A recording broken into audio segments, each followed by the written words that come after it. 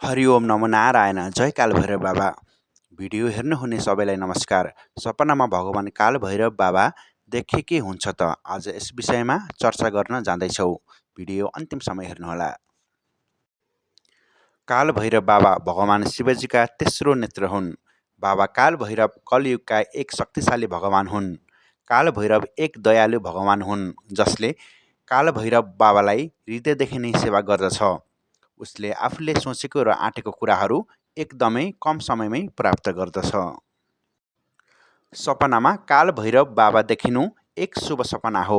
यसले के सङ्केत गर्दछ भने अब तपाईँलाई छिट्टै नै सफल मिल्दैछ। तपाईँमा भएका दुःख कष्टहरू हरण हुँदैछन्। यदि सपनामा बारम्बार काल भैरव देख्नुहुन्छ भने यसले काल भैरव तपाईँको इष्ट देवता भएको सङ्केत गर्दछ।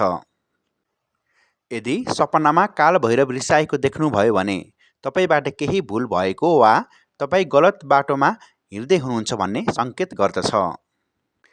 यदि यस्तो सपना देख्नुभयो भने तत्कालै भगवान काल भैरवजीको पूजापाठ गर्नुपर्दछ। यसो गर्नाले तपाईँको आगामी दिनमा आउने सङ्कटहरू टर्दछ।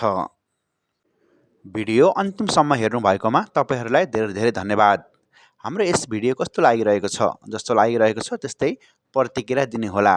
प्रतिक्रिया दिनको लागि हाम्रो कमेन्ट बक्समा गई दिन सक्नुहुन्छ। आगामी दिनमा यस्तै भिडियोहरू हेर्नु मन छ भने हाम्रो युट्युब च्यानललाई सब्सक्राइब गरिदिनुहोला।